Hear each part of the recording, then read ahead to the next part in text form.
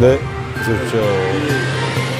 이번에 서울시장 출마 선언을 축하드립니다. 아유, 감사합니다.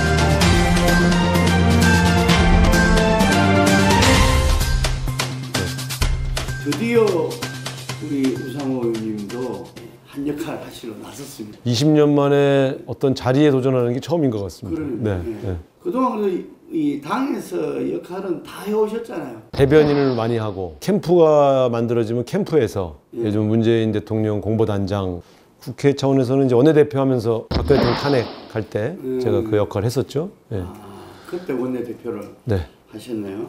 근데 원내대표를 좀 하게 되면 정당 간의 협상이 있으니까 협상 대표로 나선 사람들이 무조건 욕을 먹습니다. 그러니까요. 왜냐하면 분노와 증오의 대상하고 대화를 하는 것조차가 용인이 잘 안 되죠. 지지자 쪽에서는. 그래서 제가 원내대표 할 때 대부분 이제 우리 당 입장을 많이 반영해서 협상을 성공했는데도 협상만 끝나면 욕을 먹었어요. 아, 지지자들에게? 네. 네. 사실은 그때 협상을 하지 않았다면 최순실 박근혜 게이트 국정조사도 할 수가 없었고, 만약에 그때 본회의가 안 열렸으면 탄핵은 무산됐죠. 그게 다 협상의 결과인데 누가 알아줍니까? 박근혜 대통령에 대한 탄핵안이 가결됐습니다. We shall overcome. We shall overcome someday. Oh, deep in... 그럼 헌정 질서를 지켰네요.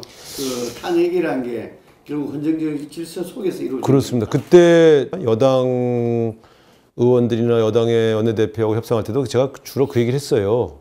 탄핵이 가결되든 부결되든 국회 절차에서 정리를 안 하면 제2의 광주가 온다. 저 80만 촛불 민중들이 가만히 있냐? 청와대 뛰어 들어간다.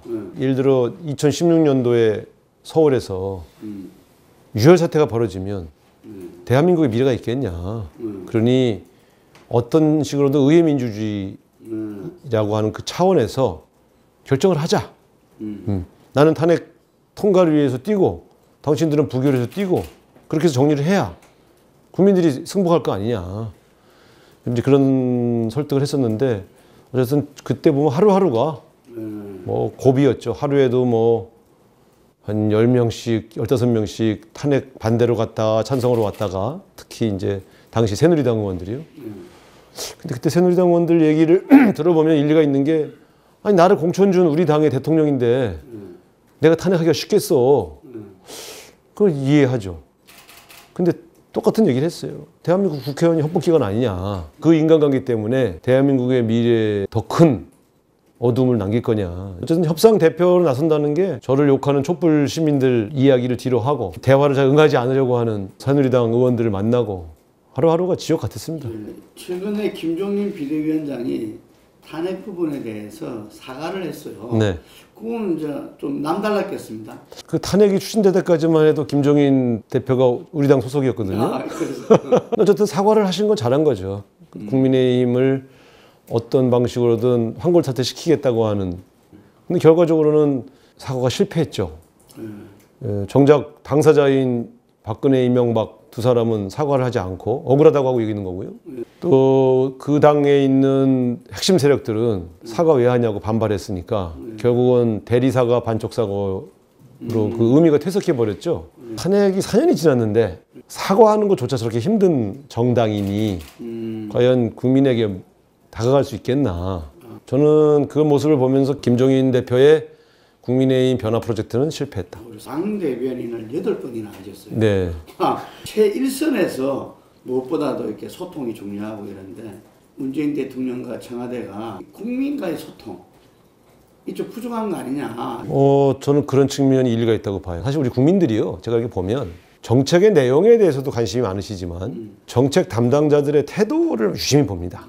저 사람들이 과연 나의 고통과 어려움을 잘 이해하는지, 그리고 저 사람들이 그걸 잘 이해해서 정책에 반영하고 있는 건지, 그런 면에서 왜 내 성과를 몰라주지, 왜 내 마음을 몰라주지 이렇게 답답해할 게 아니라 그럴 때일수록 언론을 만나고 현장을 자주 방문해주는 그런 태도가 중요할 것 같습니다. 문재인 대통령은 소통의 대통령으로 국민들이 기대가 컸던 것이고 매주 국민들한테 언론 브리핑을 통해서 만나겠다. 네.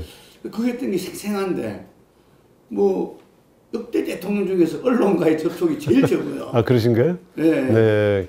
근데 저분이 굉장히 이제 워커홀릭이에요. 사실은 일을 굉장히 열심히 하시는 분이고 온갖 자료를 꼼꼼하게 읽으시는데 지금 이제 코로나 위기가 오니까 아마 더 위기 극복을 위한 대안을 만드는데 더 전념하시느라고 아마 언론과의 접촉이 좀 소홀했던 것 같은데 아마 연초가 되면 또 연두 기자회견이 있으니까 그때 또 여러 가지 본인 말씀하지 않겠습니까? 사실은 저는 우리 문재인 대통령은 언론에 노출되면 노출될수록 국민들이 좋아하는 그런 정치인이거든요. 그렇죠. 진정성도 있고 그 과거 정권에서 터져 나왔던 권력형 부정부패 같은 것이 전혀 없고. 예, 시민 여러분, 코로나19 위기가 여러분의 삶을 너무 답답하게 만들고 있죠. 예, 같이 걱정입니다.